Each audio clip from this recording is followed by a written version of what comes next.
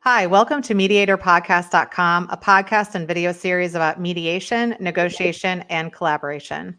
My name is Melissa Gragg, and I'm a valuation expert and financial mediator in St. Louis, Missouri. Today, we're going to talk about mediation with Joseph Panetta from Immediation. It's a holistic legal dispute resolution platform that kind of puts a lot of things together, processes, apps, into one interface. And today we're actually going to talk about the rapid rise of mediation and how we create an efficient dispute resolution system. And welcome. How are you? It's so great to be here, Melissa. Thanks for having me. There's a lot of other indicators of like that mediation is gaining a foothold. Maybe you can tell us a little bit more because again, I think this is a very exciting space for all financial people, not just valuators, but anybody with finance in their background or law in their background, right?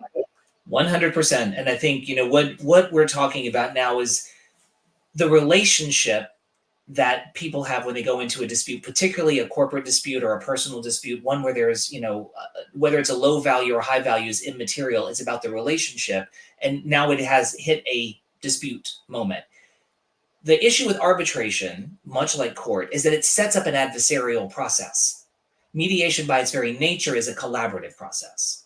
And so I think that differentiator right there, it's an assisted collaborative process, but that makes it a very different approach from arbitration. And, from when you consider some of the other indicators that are pushing mediation forward, there's the Singapore Convention, which is for mediation what the New York Convention was for arbitration, which you mentioned earlier. The New York Convention, I believe, was signed in 1950, and it was ratified by countries all over the world, and it ensured enforcement of arbitral awards. Well, the Singapore Convention does the same thing for mediated settlements. And there are now more than 55 countries that have signed the Singapore Convention, the latest of which was the UK. And what that means is if you have a settlement agreement between two companies that one might be in,